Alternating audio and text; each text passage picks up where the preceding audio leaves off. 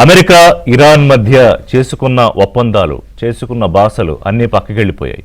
ఒక ఒప్పందం చేసుకుని కైండ్ ఆఫ్ ఎంఓయు ఒక 60 రోజుల్లో తుది ఒప్పందం చేసుకుందాం అనుకున్న తర్వాత ఆ టైంలోనే ఒప్పందాలు జరిగే టైంలోనే దాడులు జరగడము, అది ఆ తర్వాత పక్కకెళ్ళిపోయి ఇప్పుడు పూర్తి స్థాయిలో మళ్ళీ ఒక యుద్ధ వాతావరణం కనిపిస్తోంది. అంటే ఇరాన్పై అమెరికా విరుచుకుపడుతోంది. బాంబులు, క్షిపణులు, డ్రోన్లు. ఇరాన్ కూడా వెనక్కి తగ్గట్లేదు. ఇరాన్ గల్ఫ్ కంట్రీస్ను టార్గెట్ చేసి, ఎందుకంటే అమెరికా మీద నేరుగా దాడి చేసే అవకాశం లేదు కాబట్టి గల్ఫ్ నేషన్స్లో ఉన్న అమెరికా సైనిక స్థావరాలపై దాడులకు దిగింది.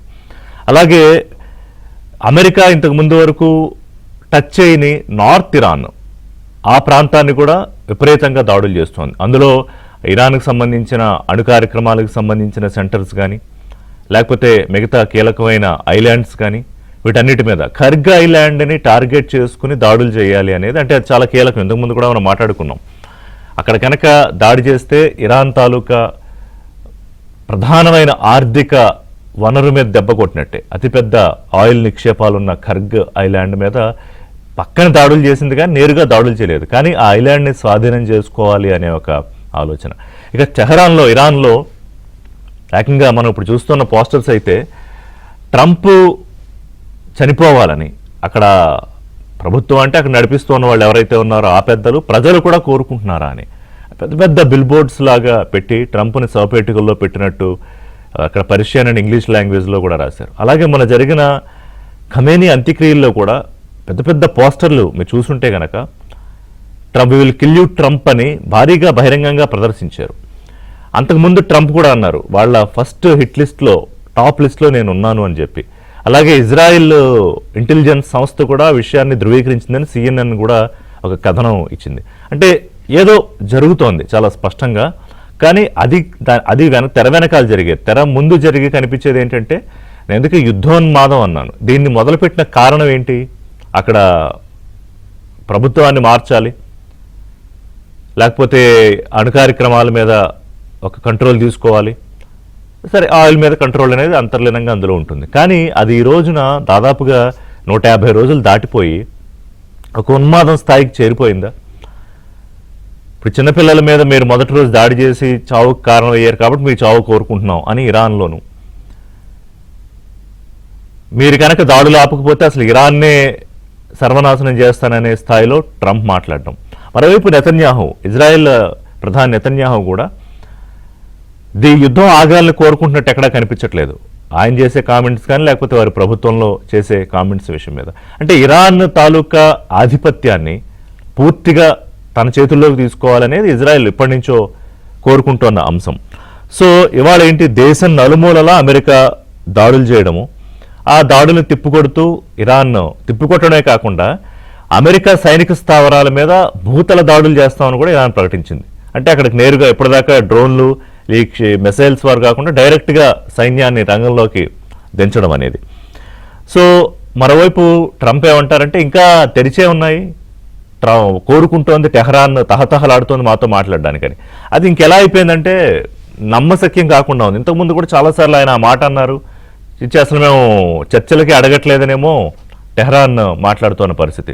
సో ఓవరాల్గా మళ్ళీ ఇది పూర్తి స్థాయి యుద్ధంలో రూపంలోకి మారిందా, ఆల్రెడీ మారిపోయిందా, మారుతుందా? ఇప్పుడే ఈ స్ట్రైట్ ఆఫ్ హార్మూజ్ దగ్గర జరుగుతున్న దాడుల్లో ఒకళ్ళిద్దరు భారతీయులు చనిపోవడము, అంతకుముందు కొంతమంది గాయాలవడము. సో మనం ఇప్పుడు అసలు అక్కడ ఆ లైన్లో ఎక్కడ భారత నావికుల్ని పంపించొద్దు అని DGMA ఆర్డర్స్ కూడా ఇచ్చింది. ఎందుకంటే ఇంక ప్రాణాలు పోగొట్టుకోవడం కరెక్ట్ కాదు అని.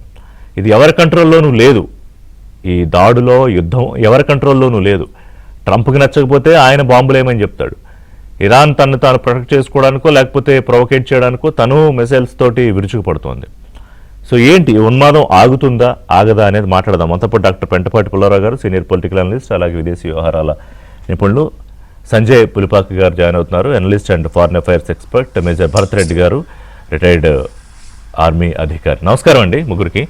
పుల్లారావు గారు, సో ఈ ఒప్పందాలు చేసుకున్నవి అవి ఎప్పుడు పక్కకి పోయాయి అనుకోండి, సరిగ్గా ఇవాళ ఏంటంటే ఒకవైపున ఎస్ మాతో టెహరాన్ మేము ఒప్పందం చేసుకుంటాం వెనకాల పడుతోంది అని అంటూనే ఇరాన్పై దాడులు భీకరంగా జరుగుతున్న పరిస్థితి మనం చూస్తున్నాం. ఇరాన్ ఏంటి అసలు మేమే ఎక్కడ అడిగాం, అసలు నెల రోజుల నుంచి మేము ఎక్కడ ఎవరితో మాట్లాడలేదు, మా జోలికి వచ్చారా, మేము అంతకు మించి ప్రతిస్పందిస్తాం అని ఇరాన్ వెర్షన్.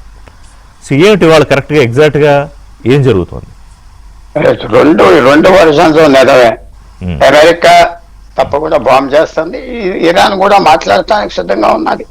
ఇప్పుడే న్యూస్ వచ్చింది, మీరు ఆ MOU ఏ ఒప్పందం చేసేమో అది మళ్ళీ పాటిస్తే కూర్చుందామన్నారు ఇరాన్.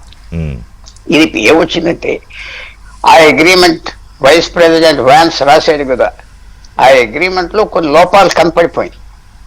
హర్మోస్ జలసంధి మీద వాళ్ళు అన్నది ఏంటంటే మర్యాదకి 60 రోజులు మీరు మేనేజ్ చేయండి అన్నారు. ఏంటంటే అక్కడ బాంబులు గేంబులు మైన్స్ అన్ని పెట్టారు కాబట్టి వాళ్ళని ఎగరగొట్టేస్తాయి, అవన్నీ క్లీన్ చేయాలి. అది ఇరాన్ బాడీ, అది మాకు అధికారం ఇచ్చేశారు మేము చేసుకోవటానికని ఇరాన్ కూర్చున్నాయి. దీనికంతా ఏంటి బ్యాక్గ్రౌండ్, ఏదో రకంగా అగ్రిమెంట్ తెచ్చేయాలని పాకిస్తాన్ ఐడియా. ఏదో కాగితం వచ్చేస్తే చాలు, తర్వాత అది ఉంటాడు పోతాడని. ఖతార్ కూడా కొంతవరకు శాంతి వస్తే తర్వాత చూసుకుందామని అగ్రిమెంట్ హరీగా చేశారు. అదొకటి. రెండోది ఇరాన్కి ఏమిటంటే ఇప్పుడు ఈ జలసంధి మీద మనం అధికారం తెచ్చుకుంటే ఫ్యూచర్ 100 years మందే, డబ్బు ఇవ్వాలి ఎవడొచ్చినా లోపలికి అని వాళ్ళ అవకాశాలు వదులుకోవటానికి రెడీగా లేరు. కానీ వాళ్ళ టాక్టిక్స్ ఏమిటంటే అమెరికాని అలసట తేవాలి. అలసట ఏదో ఒప్పుకోపోవటం, ఒక బాంబుని. అసలు ఎంత ఘోరమైన పరిస్థితి. ఒక పక్కన ఒమాన్ ఉన్నది దేశం, ఒక పక్కన ఇరాన్. ఒమాన్ పక్కన వెళ్ళటానికి వీల్లేదు, నౌకలు మా పక్కన నుంచే రావాలన్నారు. ఎలా కుదురుతుంది? సో అమెరికా దీనికి ఒప్పుకొని ఉంటే ఇంక అమెరికాకి అసలు ప్లేస్ లేదు ప్రపంచంలో ప్లేస్ లేదు. సో వాళ్ళు ఒప్పుకోరు, వాళ్ళు ఎలా చేస్తారు, లొంగేస్తారు. నేను ఎప్పటి నుంచి అన్నది ఏంటంటే చాలా మంది ఇరాన్ కొద్దిగా ఏదో అటాక్ చేసింది, సస్టైన్ అవుతుంది, దానివల్ల విజయం గెలిచిందని వచ్చింది. విజయం ఎక్కడికి గెలిచింది? విజయం అంటే వాళ్ళు పుట్టిగా అమెరికా కొట్టుమూసేసి వెళ్ళిపోదు, అవలేదు కదా. దాంతోపాటు ఇరాన్ చేసింది ఏంటి, ఎల్లకాలం శత్రుత్వం అక్కడ అరబ్ ముస్లిం దేశాలతో తెచ్చుకున్నది. ఇది చాలా ప్రమాదమైన దేశం, ఇప్పుడే తగలబెట్టేయాలి, ఇప్పుడే అప్ చేయాలని లోపల అందరికీ దాడులు చేస్తున్నారు కదా, చేస్తున్నారు. సో ఇరాన్ మిస్కాల్కులేట్ చేసింది. ఇరాన్ చేయవలసింది ఏంటంటే ఓకే మెల్లిగా మాట్లాడుకుందాం, మీరు చెప్పినా చేద్దాం, కొద్దిగా మాకు ఈ నౌకలకి చార్జెస్ కొద్దిగా ఇప్పించండి అంటే ఇద్దరు ట్రంప్ ఒప్పుకుంటున్నాను. సో అవి పాస్ చేసుకున్నారు. ఓవర్ రీచ్ అయిపోయింది ఇరాన్, ఇంకా అంబిషన్స్ అయిపోయారు. ఎందుకంటే అక్కడ వర్గాలు ఉన్నాయి, వాళ్ళు సైన్యమే కంట్రోల్ చేస్తారు దేశం. ఇస్లామిక్ రెవల్యూషనరీ గార్డ్స్ 150,000 మంది ఉన్నారు, వాళ్ళే కంట్రోల్ చేస్తున్నారు. వాళ్ళు ఏమన్నారు, వీళ్ళందరూ చచ్చిపోయారు కదా, మన కంట్రోల్లోకి మన దేశం వచ్చేస్తే 40-50 సంవత్సరాలు మనమే పరిపాలిస్తాం. ఎంపీలు ఏంటి, మంత్రులు ఏంటి, వీళ్ళంతా ఏంటి అని మాట్లాడలేదు. ఫ్యాక్షన్స్ ఉన్నాయి. ఒక ఫ్యాక్షన్ తిరుగుబడతానని చేస్తాదా? అది అమెరికా ఇజ్రాయెల్ పురమాయిస్తున్నారు ఫ్యాక్షన్. సో చాలా జరుగుతుంది. కానీ ఆఖరి మాట ఏంటంటే అంటే ఇప్పుడు ఇరాన్ ట్రంప్ అంటున్నట్టు లేకపోతే టెహరాన్ లో మనం పోస్టర్లు చూస్తున్నట్టు అదేంటంటే జస్ట్ మేము ఇంత చేయగలమని చెప్పడమా, లేకపోతే ఇరాన్ లో ప్రభుత్వమో లేకపోతే అక్కడ అధికారం చెలాయిస్తున్న వాళ్ళు ప్రజలు కూడా నిజంగానే అది కోరుకుంటున్నారా ట్రంప్ విషయంలో? ప్రజలు కోరుకునే పరిస్థితి లేదు. ఎందుకంటే సార్ మీరు చూసుంటే అక్కడ అంత్యక్రియల విషయంలో పెద్ద పోస్టర్లతో ఎగ్జిబిటెడ్. అది 1,00,000 మంది వచ్చారా, 1,000,000 మంది వచ్చారా, ఎంతమంది అయినా రాని ప్రభుత్వాలు అరేంజ్ చేయలేరా? ఆ మతం కూడా అలాంటి మతం చనిపోయినప్పుడు ఇలాంటివి చేస్తారు. ఆ షియా మతానికి సున్నీ మతానికి తేడా ఏంటంటే షియాలు వచ్చారు. ఆ ఖతారు రాజా చచ్చిపోయాడు, సాయంకాలానికి కప్పెట్టేశారు, ఇసుకలోనే కప్పెడతారు. షియాలు ఏంటంటే చచ్చిపోయిన చోట పెద్ద ఏమంటారు ప్యాలెసెస్ లాగా టోమ్స్ కట్టి అదో హోలీ ప్లేస్ అయిపోతారు. అది ఆర్గనైజ్ చేశారు. 4 నెలలు టైం వచ్చింది, ఆర్గనైజ్ చేశారు. అది చూపెట్టుకోవటానికి ఆ బలం. ఎవరు వస్తారు బయటికి, కాల్ చేస్తారు, చంపేస్తారు. సో ఎవరు బయటికి రాదు. అది పబ్లిక్ సపోర్ట్ అంటే అది అసలు లాఫబుల్ మ్యాటర్.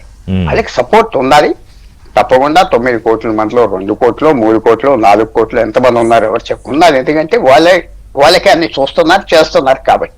కానీ వ్యతిరేకతనం విపరీతంగా ఉన్నారు. అది బయటికి ఎలా వస్తారు? వస్తే కాల్ చేస్తాం చంపేస్తాం అంటున్నారు, ఎవరు రాదు. సో అందువల్ల అక్కడ ఏదో సపోర్ట్ ఉన్నది యుద్ధానికి అని కాదు. ఇరాన్ తీసుకునే స్టెప్ ఇప్పుడు లాంగ్ టర్మ్ వాళ్ళకి అస్థిరత వస్తుంది. ఎందుకంటే ట్రంప్ ఫ్యూచర్ కూడా ఇంకా 2.5 సంవత్సరాలు ఉన్నాయి. ఇరాన్ లొంగేయాలి. లొంగేస్తారా అయితే సైనికులు పెట్టలేదు, లోగేస్తారు. తర్వాత అమెరికాకి ఒక మాట, ఆఖరి మాట, యుద్ధాలు ఓడిపోవటం గెలవటం లెక్కలేదు. గత 75 సంవత్సరాల్లో కొరియన్ వార్ ఓడిపోయినట్టే, గెలిచేది వదిలేసుకున్నారు. వియత్నాం వార్ పూర్తిగా 18 సంవత్సరాలు ఓడిపోయారు దెబ్బలాడి. ఆఫ్ఘనిస్తాన్ 18 సంవత్సరాలు 2019లో పారిపోయారు. కొన్ని లక్షల కోట్లు ఆస్తులు వదిలేసి. అలాగే ఇరాక్ లో కూడా 15 సంవత్సరాలు యుద్ధం చేశారు, ఖర్చు పెట్టారు. కంట్రీ డివైడ్ అయిపోయి వాళ్ళకి ఏమీ లెక్కలేదు. ఎందుకంటే మిగిలిపోతుందా ఇరాన్ వాళ్ళు ఇప్పుడు చేసే డ్యామేజ్ అంతా ఇరాన్ కి ఏమవుతుంది, వచ్చి తిరిగి కొట్టారు. అందరూ ఏమంటున్నారు, ఇంకా ఇరాన్ దెబ్బలాడుతుంది. ఇరాన్ విజయం ఏం సాధించలేదు, ఓడిపోయిందంటే ఓడిపోదు, అప్పుడే ఏం సాధించలేదు. అందువల్ల ఇది అమెరికాకి టైం ఉన్నది అని అర్థం చేసుకుంటున్నా. అరబ్ దేశాలు కూడా లోపల ఇంక దీంతో లాభం లేదు. నిన్నటి నుంచి ఇంకో మార్గం 3000 మైళ్ళ దూరం మార్గాన్ని కూడా స్యూజ్ కెనాల్ అనేది ఉన్నది, ఆ కాలువ, దాన్ని కూడా ఎరగొట్టేస్తాం అని ఇరాన్ అంతా ఉంటే చాలా కష్టం. ఇరాన్ ఒక పెద్ద తప్పు చేసింది, లొంగినట్టుగా ఉంటే ఒక 5-6 సంవత్సరాల్లో ఫ్యూచర్ ఆలదే. అది ఇప్పుడు ఇటు అటు తేల్చే అవకాశం వస్తుందని నేను అనుకుంటున్నా, ఎందుకంటే తప్పదు. మేజర్ భరత్ రెడ్డి గారు, అంటే యుద్ధం అనే దానికి ఇంతకు ముందే ఏమన్నా ఒక డెఫినేషన్ ఉండేదేమో కానీ బహుశా ఇప్పుడు మీరే చెప్పాలి. ఇప్పుడు ఆ డెఫినేషన్ పూర్తిగా మారిపోయి కూడా ఉండొచ్చు. ఇప్పుడు జరుగుతున్న దాన్ని యుద్ధం అనాలా, లేకపోతే యుద్ధోన్మాదం అనాలా, ఏమనాలి?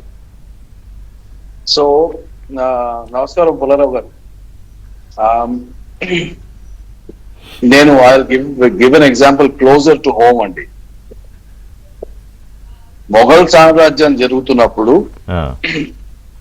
మొఘల్ సామ్రాజ్యం అనేది ఏకఛత్రాధిపత్యం ఛత్రాధిపత్యంలో ఉన్నప్పుడు భారతదేశంలో వాళ్ళ రాజ్యం ఆఫ్ఘనిస్తాన్ నుంచి సెంట్రల్ ఇండియా వరకు ఉంది, కోల్కతా వరకు ఉంది.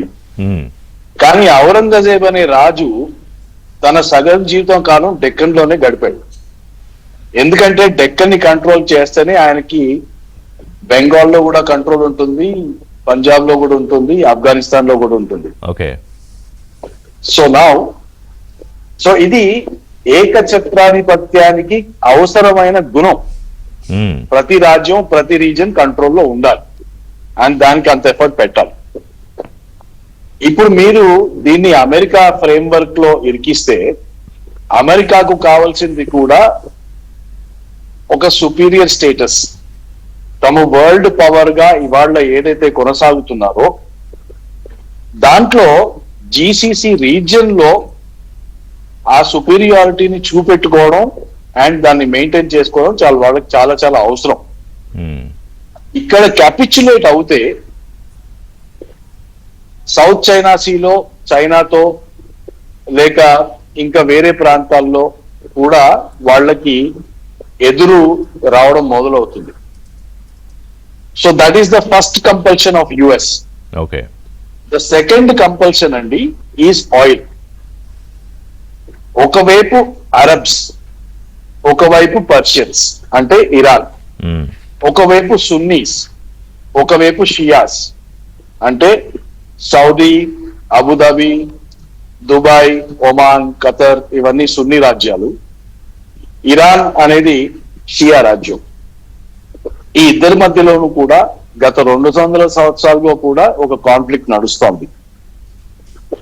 అయితే ఆయిల్ ఏ వైపు ఉందో అమెరికా ఆ వైపుని సపోర్ట్ చేసుకుంటూ, కన్సాలిడేట్ చేసుకుంటూ వచ్చి ఆ రాజ్యంలో తమ పవర్ ని ప్రొజెక్ట్ చేసుకుంటూ వచ్చింది.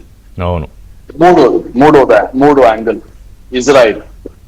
Israel is the only nuclear country in that region. ఆ రీజన్ లో అణుబాంబులు, అణుశక్తి ఉన్న రాష్ట్రం కేవలం ఇజ్రాయిల్. ఇజ్రాయిల్ ఇస్ ది వాళ్ళ their war is about identity, తమ ఉనికి యొక్క వార్ వాళ్ళది. సో ఇప్పుడు 4 యాక్టర్స్ మనం పెట్టాము ఇక్కడ. ఇజ్రాయిల్ అనేది ఒక actor, GCC countries, Arabs are an actor, America is an actor, oil, Iran, yes, and Iran coupled with Shiaism is another actor. ఇప్పుడు మీరు ఈ 4 పెడితే బరిలో ప్రతి ఒక్కరి ఇంట్రెస్ట్ ఈజ్ డిఫరెంట్. వేరాజ్ డబ్బు కోసం అరబ్ దేశాలు తమ ఆయిల్ అమ్ముకొని అమెరికాని తమ ప్రొటెక్టర్ గా నియమించుకున్నారు అక్కడ. సో అమెరికా తన ఎకనామిక్ ఇంట్రెస్ట్ కోసం అండ్ తమ వరల్డ్ స్టేటస్ కోసం దీంట్లో తగ్గే అవకాశం మనకి కనిపిస్తుంది.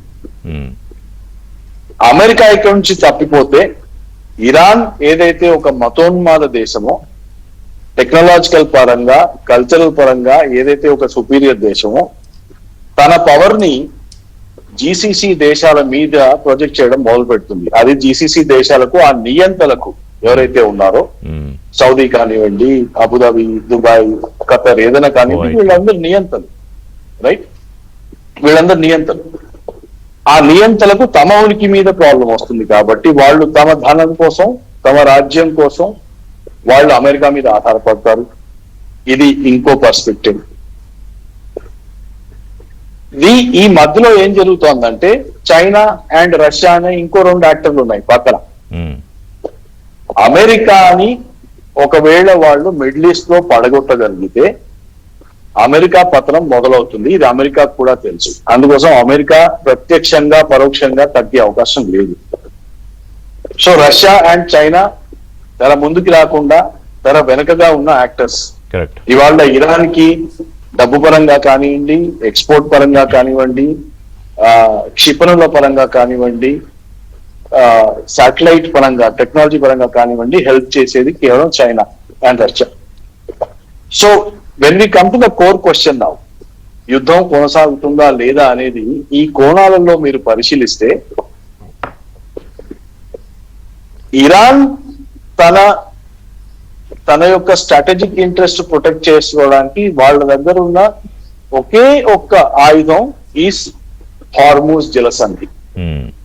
దాని మీద వాళ్ళు కంట్రోల్ కోల్పోతే వాళ్ళది అంచెలంచెలుగా మెల్లిమెల్లిగా రీజియన్ లో వాళ్ళు ఏర్పరచుకున్న సుప్రీమసీ ఏదైతే ఉందో తమంతకు తాముగా ప్రత్యక్షంగా అండ్ హమస్ వంటి మూకలు ఏవైతే ఉన్నాయో వాటితో పరోక్షంగా వాటి మీద కూడా వాళ్ళ కంట్రోల్ తప్పే ప్రమాదం ఉంది. అంటే it will become a small individual nation. It cannot project its power. Now here comes the interesting point. Iran తమను తాము ఇప్పుడు మీకు అరబ్ దేశాలను చూస్తే వాళ్ళకి రిలీజియన్ అనేది ఒక యూనిఫైయింగ్ ఫ్యాక్టర్ మాత్రమే, and it is not a projection issue. Iran కి religion is the core issue. For them their identity is a religion. Therefore వాళ్ళ డిస్ట్రిబ్యూటెడ్ కంట్రోల్ నెట్వర్క్ ఐఆర్జీసీ ఏదైతే ఉందో వాళ్ళు కూడా మతాన్నే బేస్ గా మార్చుకొని పనిచేస్తున్నారు వాళ్ళ. అండ్ అందుకోసమే మీరు ఏం చూస్తారంటే సిరియాలో కూడా ఆ ప్రొజెక్షన్ జరుగుతోంది, ఇజ్రాయెల్ లో కూడా ఆ ప్రొజెక్షన్ జరుగుతోంది in West Bank and all those issues. Yes major garu, Iran version complete గా ట్రంప్ చెబుతున్న దానికి వ్యతిరేకంగా ఉంది. అసలు చర్చల గురించి ఎలాంటి ఆలోచన లేదు, మా దేశ రక్షణపైనే పూర్తిగా దృష్టి సారించామని. తర్వాత ఇప్పుడు ఈ మధ్య జరిగిన 4-5 రోజుల్లో జరిగిన దాడుల్లో పౌరులు కూడా చనిపోయారు, దాదాపు 30-35 మంది. అలాగే క్యాన్సర్ హాస్పిటల్ మీద కూడా, చిన్నపిల్లల క్యాన్సర్ హాస్పిటల్ మీద కూడా దాడులు జరిగాయని. అలాగే గల్ఫ్ దేశాల మీద జరిగిన దాడుల్లో అవి కూడా తిప్పికొడుతున్నాయి, ఏం వెనక్కి తగ్గట్లేదు. సో అంటే ఇది మళ్ళీ మొదటి దశ ఏదైతే యుద్ధం ప్రారంభమైందో దాదాపుగా ఆ దశకి మళ్ళీ చేరిపోయిందా? అంతకు మించి భీకరంగా మారబోతోందా? థ్యాంక్స్ అండి. ముందుగా ప్రోగ్రామ్కి ఇన్వైట్ చేసినందుకు మీకు, తర్వాత తోటి ప్యానలిస్ట్ అయినటువంటి పుల్లారావు గారికి, తర్వాత మేజర్ భరత్ రెడ్డి గారికి నమస్కారం అండి. అలానే ఏబిఎన్ ప్రేక్షకులందరికీ నమస్కారం. మీరు చెప్పింది కరెక్టే అండి. ఇంతకు ముందు జరిగిన యుద్ధానికి చాలా దగ్గరగా వెళ్తుంది. పెద్ద ఎత్తున భీకర దాడులు నడుస్తున్నాయి అటు ఇటు. ఒకటే ఇంతకు ముందు జరిగిన యుద్ధానికి ఇప్పటికీ తేడా ఏంటంటే ఇరాన్ చేసే దాడులు ఏవైతే ఉన్నాయో ఈ సివిలియన్ ఇన్ఫ్రాస్ట్రక్చర్ ని పెద్ద ఎత్తున చుట్టుపక్కల దేశాల్లో టార్గెట్ చేసింది ఫస్ట్ టైం యుద్ధం జరిగినప్పుడు. ఇది ఈ మెమరాండమ్ ఆఫ్ అండర్స్టాండింగ్ జరగక ముందు ఇరాన్ కనుక తీసుకున్నట్టయితే అటు యునైటెడ్ అరబ్ ఎమిరేట్స్ కానివ్వండి, ఖటార్ కానివ్వండి, బహ్రెయిన్, సౌదీ ఇలాంటి చోట్ల సివిలియన్ ఇన్ఫ్రాస్ట్రక్చర్ మీద పెద్ద ఎత్తున దాడులు చేసింది. ఇప్పుడు అది జరుగుతున్నట్టు కనపట్లేదు. అంటే మంచి ఉద్దేశమా లేదా కేపబిలిటీస్ తగ్గాయా ఇరాన్వి అన్నది గమనించాల్సిన విషయం అండి. Okay. లేదా ఇటు పక్క నుంచి కూడా కేపబిలిటీస్ ఇంప్రూవ్ అయి ఉండొచ్చు. ఎందుకంటే వీళ్ళు ఈ ఈ వచ్చిన విరామంలో ఈ గల్ఫ్ కంట్రీస్ పెద్ద ఎత్తున వాళ్ళ ఎయిర్ డిఫెన్స్ ని సైలెంట్ గా ఇంప్రూవ్ కూడా చేసుకుని ఉండొచ్చు. ఏదైతే ఈ పనిష్మెంట్ ఏదైతే ఇరాన్ చుట్టుపక్కల దేశాలకు ఇస్తోందో దానిలో కొంత స్వల్పంగా కొద్దిగా తగ్గినట్టు కనబడుతోంది. బట్ వేచి చూడాలి, అది వ్యూహాత్మకంగా కొన్నాళ్ళు ఉపయోగపడుతోందా లేదా తర్వాత అసలు నిజంగానే కేపబిలిటీస్ తగ్గాయా అన్నది అది ఒక పాయింట్ అండి. రెండోది కనుక తీసుకుంటే ఎప్పటి నుంచో ఇరాన్ రిజిమ్ డొనాల్డ్ ట్రంప్ ని వాళ్ళని హతమారుస్తానని చెప్పింది. ఎందుకంటే ఇంతకు ముందు ఆయన ప్రెసిడెంట్ గా పనిచేసినప్పుడు సులేమానీ అనే IRGC కమాండర్ ని ఇరాక్ లో చంపారు కదా. అప్పటి నుంచి ఇరానియన్ రిజిమ్ డొనాల్డ్ ట్రంప్ ని చంపుతామని చెప్పడం జరుగుతోంది. తర్వాత ఇరాన్ పాలిటిక్స్ లో death to America, death to American leaders అని చెప్పడం అన్నది సర్వసాధారణం అండి. యుద్ధం ఉన్నా లేకపోయినా అటువంటి బ్యానర్స్ ఉంటూనే ఉంటాయి, అటువంటి గ్రాఫిటీ, అటువంటి పెయింటింగ్స్ మనం చూస్తూనే ఉంటాం. ప్రొటెస్ట్ లో అదంతా నడుస్తూనే ఉంటుంది. చాలా స్కూల్స్ లో పిల్లలు వెళ్తూ అమెరికా ఇజ్రాయెల్ ఫ్లాగ్ నుంచి నడిచి వెళ్ళటం అది చేస్తారట. అవి కూడా చూసాం మనం ఇమేజెస్. సో కొత్తగా ఇవి కాదు. కాకపోతే డొనాల్డ్ ట్రంప్ కి వచ్చిన ఇంటెలిజెన్స్ అంటే తన సొంత ఏజెన్సీస్ తర్వాత మిగతా ఏజెన్సీస్ లో దేర్ ఇస్ క్రెడిబుల్ ఎవిడెన్స్ అంటున్నారు అని చెప్పడం జరుగుతుందండి. సో అదొక డైమెన్షన్ ఉంది. తర్వాత ఇప్పుడు చూస్తోంది మీరు చెప్పినట్టు ఇంకా భీకరం కాబోతోందా అన్న ప్రశ్నకి బహుశా అవ్వచ్చేమో అని. ఎందుకంటే డొనాల్డ్ ట్రంప్ ఇరాన్ ని ఎలాగైనా మోకాళ్ళ మీద కూర్చోపెట్టి ఓడిపోయాను అని చెప్పించాలి అన్న తపన ఆయనలో కనపడుతోందట. ఎందుకంటే ఒకటి మిడ్ టర్మ్ ఎలక్షన్స్ వస్తున్నాయి. మిడ్ టర్మ్ ఎలక్షన్స్ లోపల ఏదో విధమైనటువంటి అద్భుతమైన విజయం సాధించాలి. లేకపోతే ఈ మెమరాండమ్ ఆఫ్ అండర్స్టాండింగ్ చేసింది ఏదైతే జరిగిందో అది డొమెస్టిక్ గా చాలా కాస్ట్లీగా అవుతోంది. ఓడిపోయినట్టుంది అగ్రిమెంట్ అని చాలా మంది రిపబ్లికన్స్ కూడా అంటం జరుగుతోంది. సో అటువంటి తరుణంలో డొనాల్డ్ ట్రంప్ ఆలోచిస్తోంది ఏంటంటే బహుశా వస్తున్న రిపోర్ట్స్ ప్రకారము ఒక చిన్న గ్రౌండ్ ఆపరేషన్ అంటే పూర్తిగా ఇరాన్ లోకి కాకపోయినా స్ట్రైట్స్ ఆఫ్ హర్మూజ్ దగ్గర చుట్టుపక్కల ఉన్నటువంటి ద్వీపాలని క్యాప్చర్ చేయటము లేదా కార్గ్ ఐలాండ్ దగ్గరికి వెళ్ళటము ఇలాంటిది ఏదన్నా చెయ్యాలి అన్న దానికి ఆయన మక్కువ అంటే ముగ్గుతున్నారు, చూపిస్తున్నారు అన్నది చాలా రిపోర్ట్స్ అవి చెప్పడం జరుగుతుందండి. అది ఎంతవరకు చేస్తారు అన్నది తెలియదు. ఎందుకంటే ఎప్పుడైతే మీరు బూట్స్ ఆన్ గ్రౌండ్ పెడతారో వాళ్ళు చాలా వల్నరబుల్ అయిపోతారు అమెరికన్స్. అఫ్ కోర్స్ యుద్ధంలో అటు ఇటు ప్రాణహాని జరుగుతుంది. కాకపోతే అమెరికన్ పాలిటిక్స్ లో అమెరికన్ సోల్జర్స్ బాడీ బ్యాగ్స్ వెనక్కి వస్తే, శవపేటికలు వెనక్కి వస్తే అది తీవ్రమైన పరిణామం ఉంటుంది రాజకీయాల్లో. అందులో మిడ్ టర్మ్ ఎలక్షన్స్ రాబోతున్నాయి కాబట్టి. సో అటువంటి సాహసోపేతమైనటువంటి చర్య డొనాల్డ్ ట్రంప్ తీసుకుంటారా లేదా ఇరాన్ ని భయపెట్టడానికి ఇదిగో నేను గ్రౌండ్ ఇన్వేజన్ చేస్తున్నానని చెప్తున్నారా అది కూడా మనం వేసి చూడాల్సిన అంశం అండి. ఇంకొకటి ఇరాన్ కూడా మేము అమెరికా సైనిక స్థావరాలపై మేము కూడా భూతల దాడులు చేస్తామని చెప్తోంది కదా. వాళ్ళేం భయపడుతున్నట్టే. అవునండి, ఆల్రెడీ ప్రస్తుతానికి డ్రోన్ అటాక్స్ అవి చేస్తున్నారు. ఇరాన్ కనుక గ్రౌండ్ ఆపరేషన్స్ చేయాలి అంటే కనుక అమెరికన్స్ మీద కువైట్ మీదకి వెళ్లాల్సి ఉంటుందండి. ఎప్పుడైతే ఇరాన్ కువైట్ మీదకి గ్రౌండ్ ఆపరేషన్ లాంచ్ చేస్తుందో మిగతా గల్ఫ్ దేశాలు సైలెంట్ గా కూర్చుంటాయి. ఎందుకంటే ఇప్పటి వరకు వాళ్ళు ఎటువంటి కేవలం ఎయిర్ డిఫెన్స్ సిస్టమ్స్ అవి వాడుకున్నారు కానీ ఎటువంటి కౌంటర్ ఆపరేషన్స్ గ్రౌండ్ బేస్డ్ కానీ నేవీ బేస్డ్ కానీ గల్ఫ్ కంట్రీస్ పెద్దగా చేయలేదు. కేవలం ఆపరేషన్స్ అన్ని కూడా అమెరికన్ ఫోర్సెస్ చేసే విధంగా చేస్తున్నాయి. ఒకవేళ అమెరికాను బాధ పెట్టడానికి ఇరాన్ కనుక కువైట్ మీదకి వెళ్తే మిగతా గల్ఫ్ దేశాలు సున్నీ దేశాలు అన్ని కూడా చూస్తూ కూర్చుంటాయి. డౌట్ఫుల్ అండి. సో కాబట్టి అలాంటి చర్య తీసుకోవాలి అంటే కనుక ఇరాన్ చాలా జాగ్రత్తగా ఆలోచించి తీసుకోవాల్సి ఉంటుంది. సో ఓవరాల్ గా తీసుకుంటే కనుక స్ట్రైట్స్ ఆఫ్ హర్మూజ్ జలసంధి మీద కూడా డిఫరెన్స్ ఆఫ్ ఒపీనియన్ ఉంది. అసలు యాక్చువల్లీ తీసుకుంటే రెండు వైపులు మనం చూస్తున్న బ్రేకింగ్ అప్డేట్ ఏంటంటే మేము విజయం సాధించేసాం, ఇరాన్ పై విజయం సాధించామని ట్రంప్ అంటున్నారు. ప్రపంచంలోనే అమెరికా అతి సురక్షితమైన దేశము. I'm just reading for you. అంటే ఆయన ఆల్రెడీ అది ఎందుకు డిక్లేర్ చేసుకుంటున్నారు? అలాగే ప్రతిరోజు 3 సార్లు డిక్లేర్ చేస్తారండి, బ్రేక్ఫాస్ట్ లంచ్ డిన్నర్. చైనాపై అమెరికా అధ్యక్షుడు ట్రంప్ సంచలన ఆరోపణలు అంటే చైనాని తీసుకొచ్చారు. ఇప్పుడు అంటే ట్రంప్ ఆలోచన విధానం ఏంటి? ఒకవైపు ఏ యుద్ధానికి సంబంధించి యుద్ధం జరుగుతుంటే మళ్ళీ ఆయన ఎన్నికల ప్రస్తావన తీసుకొచ్చారు. ఇది 2020 ఎన్నికల ప్రస్తావన. అవును అవును. యా అదే ఆ చైనా ఎన్నికల్లో ఇంటర్ఫీర్ అయి నన్ను ఓడించే విధంగా ప్రవర్తించింది అని చైనా మీద ఆయన ఇప్పుడు కొత్తగా ఒక ఎలిగేషన్ స్టార్ట్ చేశారండి. కొత్తగా కాదు, ఫారెన్ ఇంటర్ఫీరెన్స్ అనేది ఆయన ఎప్పటి నుంచో చెప్పడం జరుగుతుంది. ఇంతకు ముందు రష్యాపై ఆరోపణలు చేసినట్టున్నారు కదా. అది డెమోక్రాట్స్ చేశారండి. రష్యన్స్ డొనాల్డ్ ప్రెసిడెంట్ గెలిచే విధంగా వ్యవహరించారని డెమోక్రాట్స్ చేయటం జరిగింది.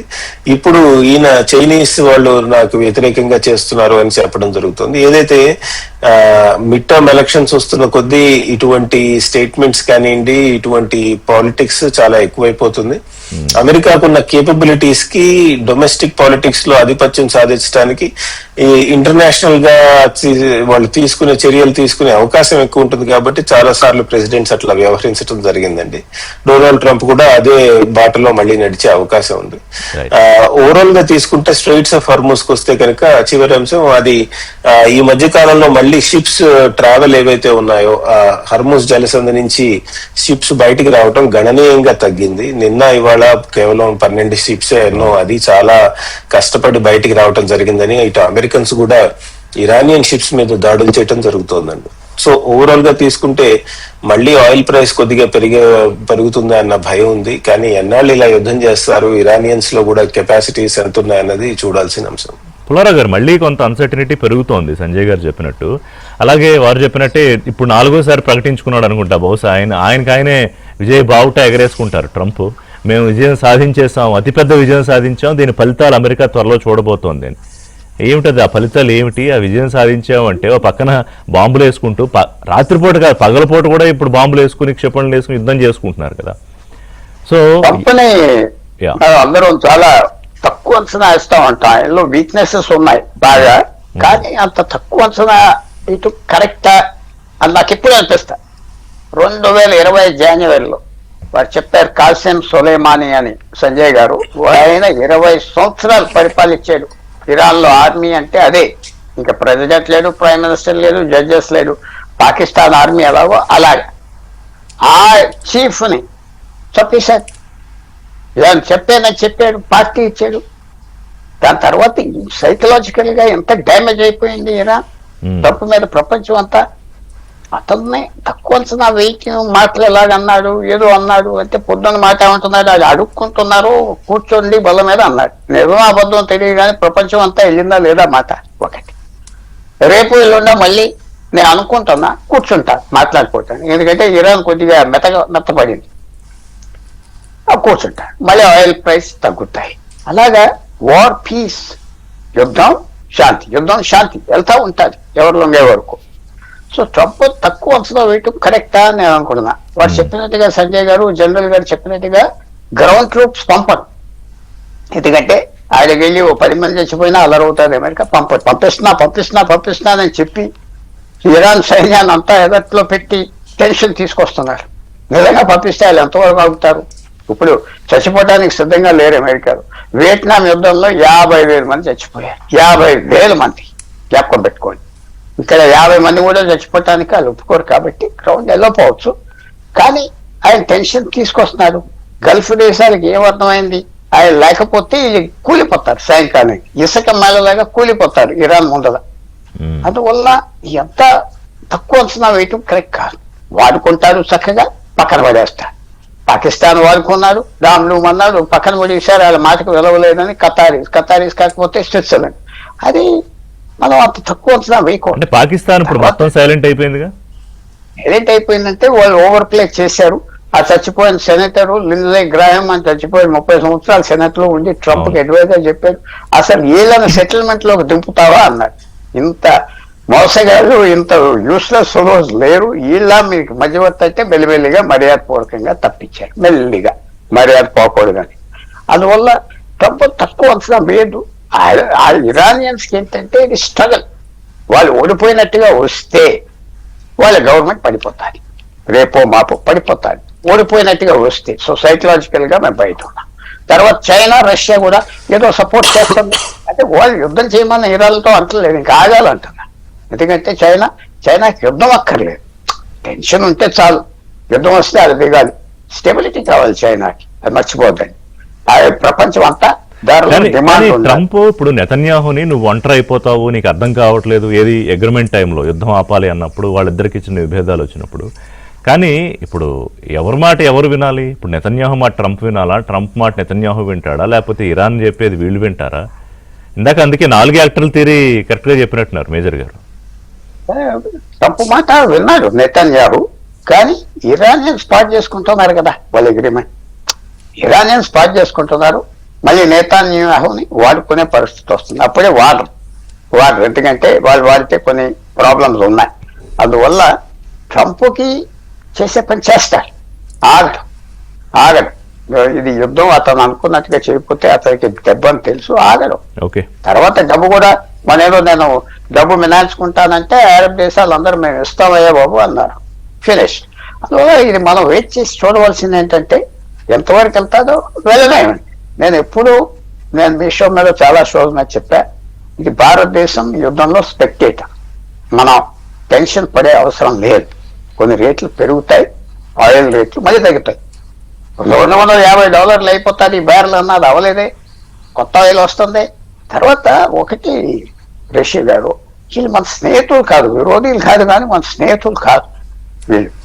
ఎవరైనా ఈ దేశాల్లో, అక్కడ 2 పెద్దలు ఉన్నారు మనతో ప్యానల్లో, ఒక్కసారైనా పేల్గాన్ 40-50 మంది చచ్చిపోయారు కండెమ్ చేశారా?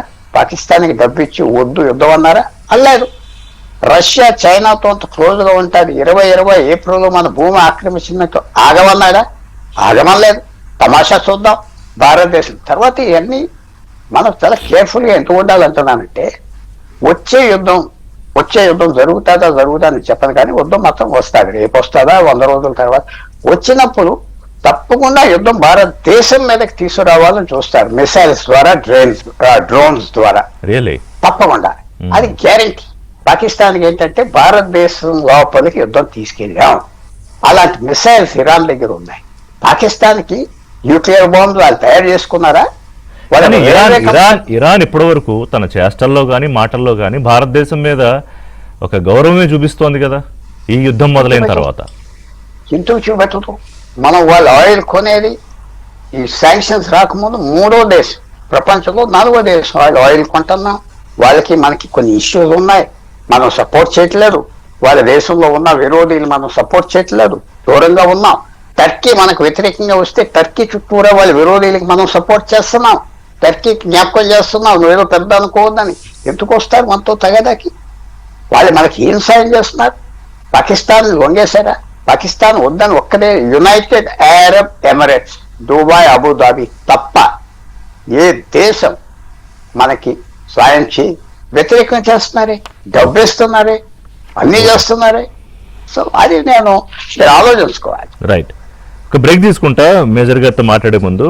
ఆ తర్వాత మాట్లాడదామంటే యుద్ధం, శాంతి, వారు, పీసు, తర్వాత అగ్రిమెంటు, కొలాప్స్, ఈ ధోరణే కొనసాగుతుందా?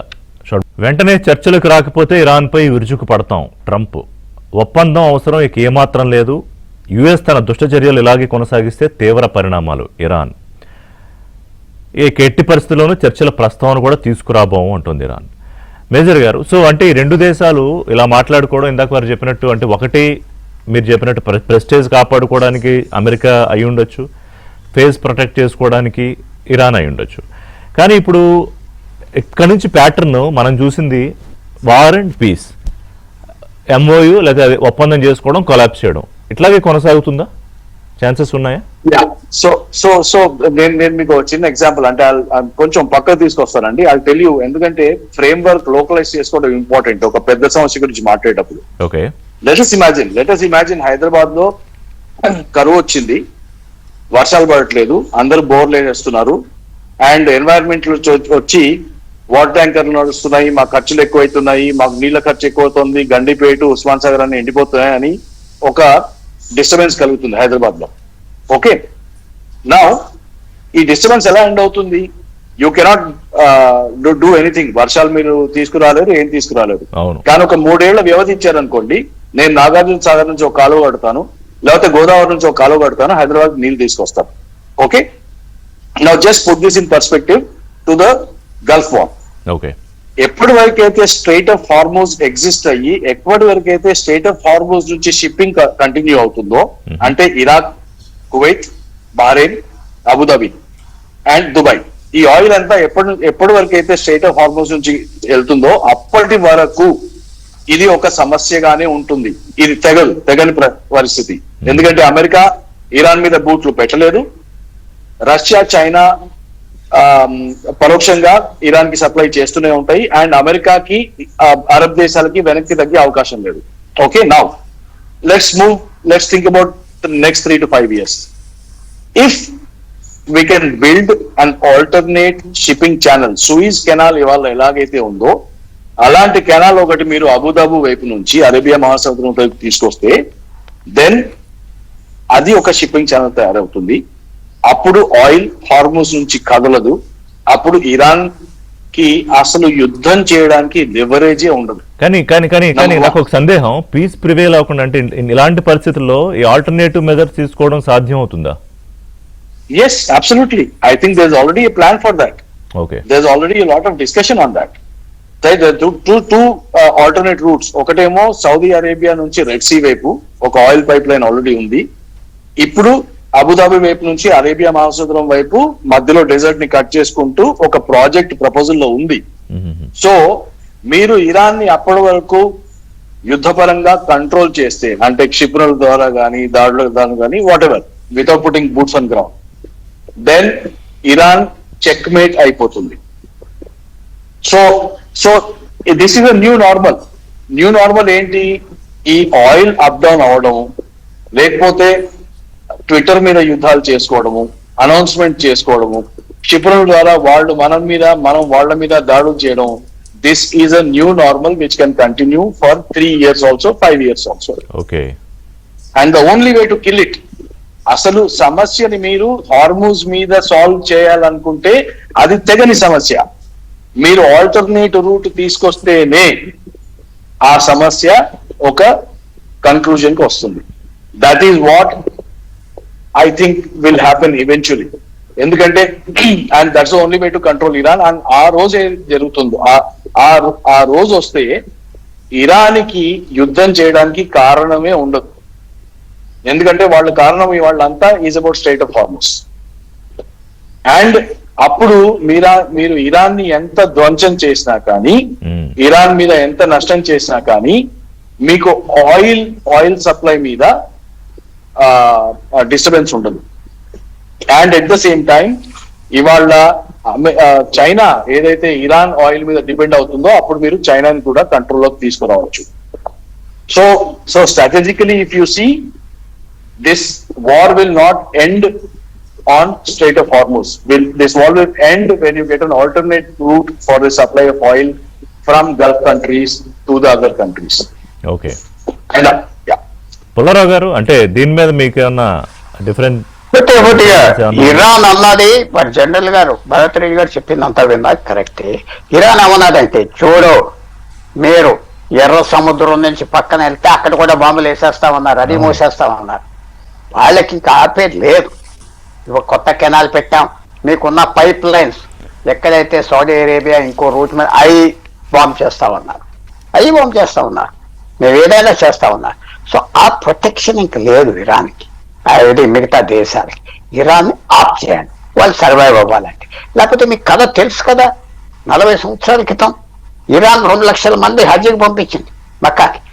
వాళ్ళు 10 రోజులు వాళ్ళు యుద్ధం చేశారు మాస్క్స్ క్యాప్చర్ చేయడానికి, హోలీ మాస్క్స్. 1,000 మందిని పంపిస్తారు సౌదీ అరేబియా పోలీసు. అది మీరెవరు, మీకు ఎవరు ఇచ్చారు అధికారం? సౌదీ అరేబియాని ప్రశ్నిస్తున్నారు, మీరు ఎవరు? మీ మస్జిద్ను మీరు ప్రొటెక్టర్ ఏంటి? మిమ్మల్ని ఎవరు తీసుకొచ్చారు? బ్రిటిష్. చాలా గొడవలు ఉన్నాయి కనపడని, చాలా అవమానాలు ఉన్నాయి. దేర్ఫోర్ సింపుల్ గా వాళ్ళు అమెరికాతో ఒప్పందంకి వస్తే పీస్ వస్తుంది, అక్కర్లేదంటే రోజు డ్యామేజ్ అవుతా పోతారు. అమెరికాకి ఇంకో విధానం లేదు, ఇంకో విధానం. తర్వాత చాలా మంది అంటారు, మనం భారతదేశం కాంటెక్స్ట్ కూడా మనకి చెప్పాలి కదా.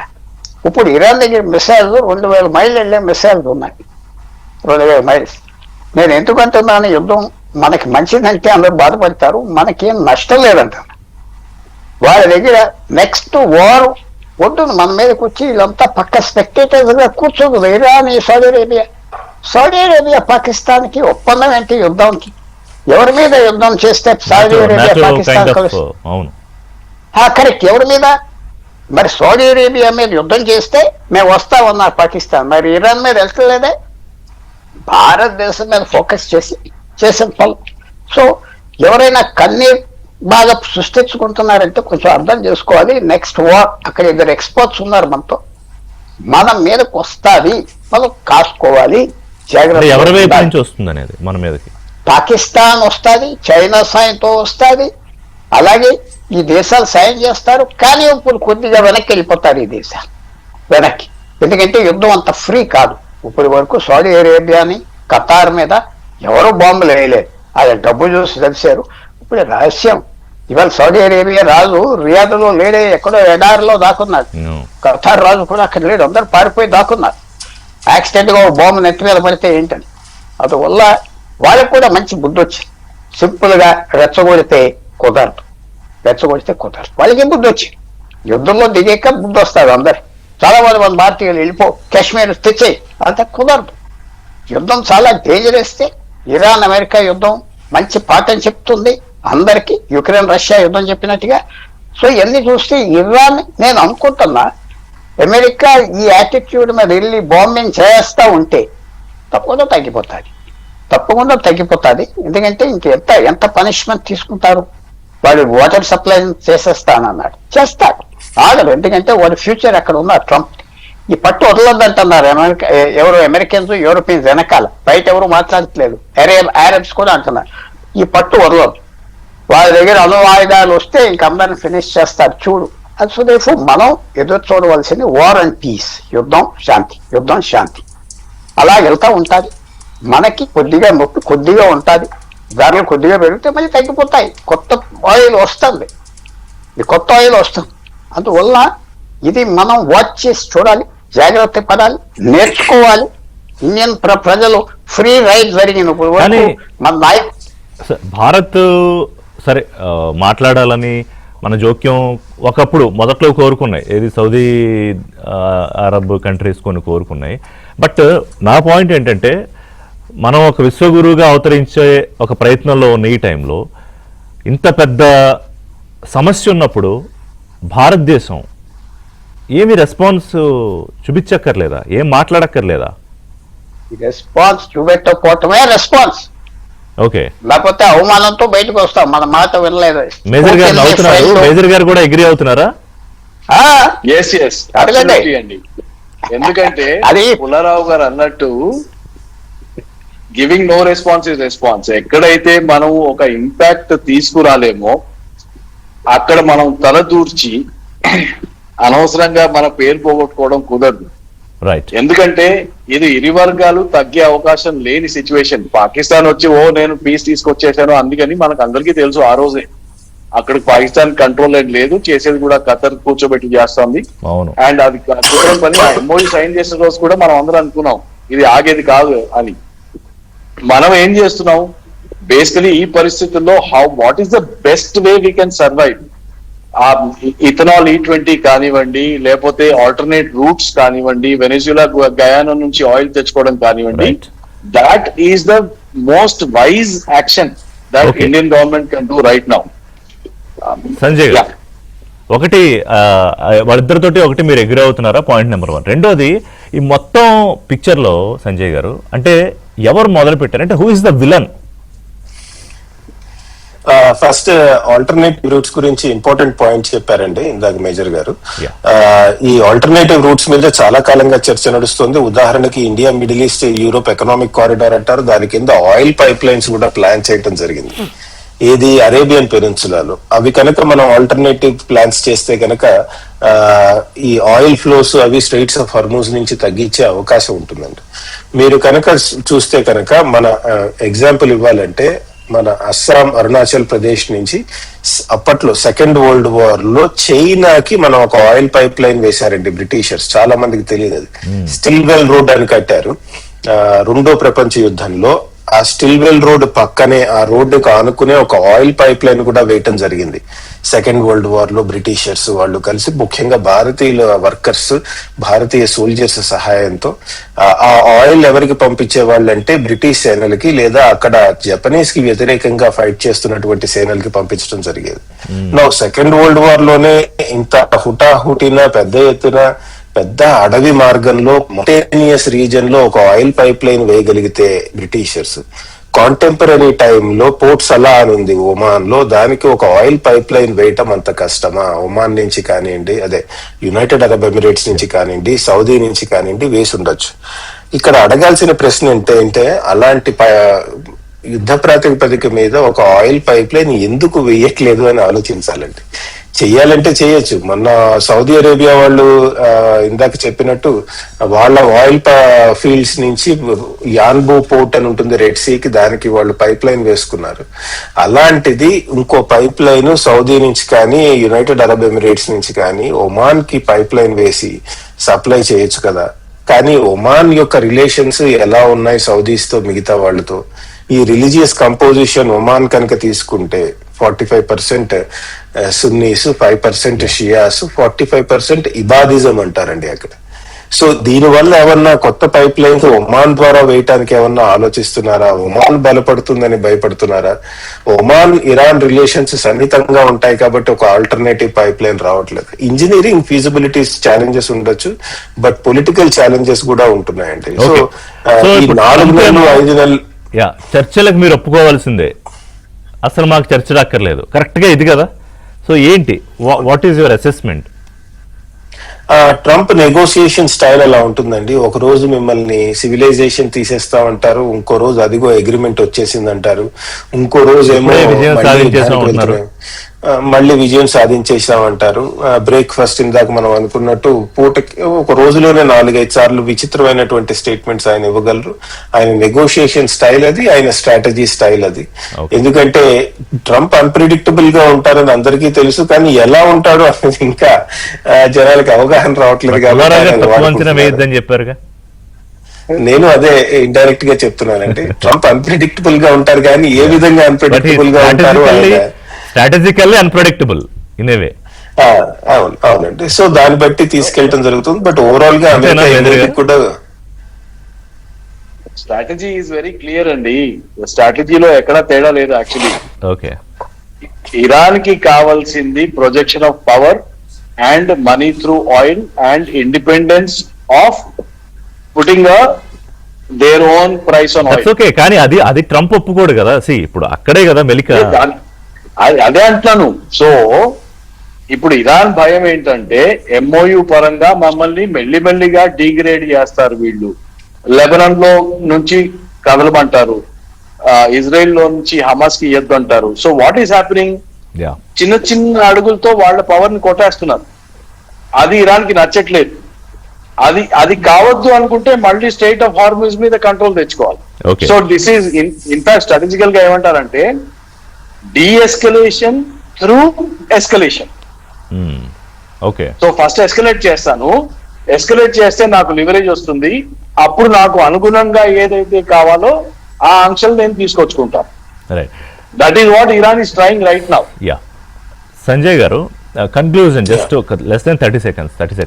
అంటే ఇప్పుడు ప్రపంచం దృష్టిలో ఈ మొత్తం వార్ ఎపిసోడ్లో ఎవరు విలను? అమెరికానా, ఇరానా, ఇజ్రాయిలా?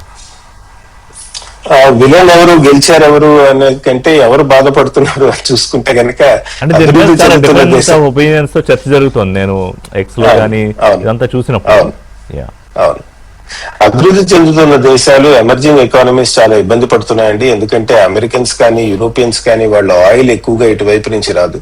నిజమే ఆయిల్ ప్రైసెస్ పెరగటం వల్ల వాళ్ళు కొద్దిగా ఆయిల్ ఎక్కువ పే చేస్తున్నారు కానీ, అంటే డబ్బులు ఎక్కువ పే చేస్తున్నారు కానీ, బట్ ఓవరాల్ గా చూస్తే కనుక చాలా బాధపడుతున్న దేశాలు ఎవరు అంటే అభివృద్ధి చెందుతున్న దేశాలండి. అది కనుక మనం పరిగణలోకి తీసుకుంటే ఒక భారతీయుడిగా మనం యుద్ధం చూసే విధానం లేదా ఒక అభివృద్ధి చెందుతున్న దేశంగా మనం చూసే విధానం కూడా మారుతుందండి.